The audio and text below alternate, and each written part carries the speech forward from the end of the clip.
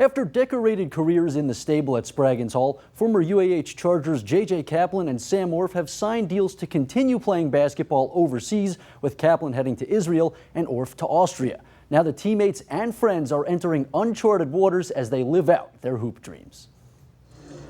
J.J. Kaplan has spent his entire life in Huntsville, and while he's joining an Israeli basketball team, he's never been to the country before.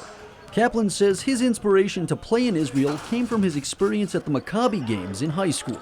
When I was surrounded by all those Jewish kids, it was just kind of breathtaking, and you really don't get that in Alabama. And when you get to say that you go over to Israel and play the game you love and surrounded by people that, where you're not a minority anymore, it's something I'm very excited to experience. Kaplan's teammate and friend Sam Orf is also crossing the pond after signing with an Austrian team. Like Kaplan, Orf has never been to the country he'll soon call home. In fact, he's never left the U.S. before. But there's no roadmap when you're following your dreams. This is always what I've wanted to do. This has always been my goal, and the fact that I'm actually doing it is just really cool. Orf and Kaplan both finished their time in Huntsville with their names on UAH's all-time top 10 in several statistical categories. Now going pro together, the former teammates say all the hard work paid off.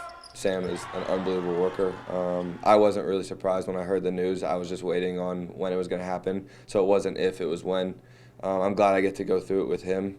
I wouldn't really want it with anyone else. I don't think either me or JJ were particularly players that people would be like, oh, they're going to be pros eventually. So I think both me and JJ just really worked really hard and gotten to a point where we get to be pros. So that's just really cool.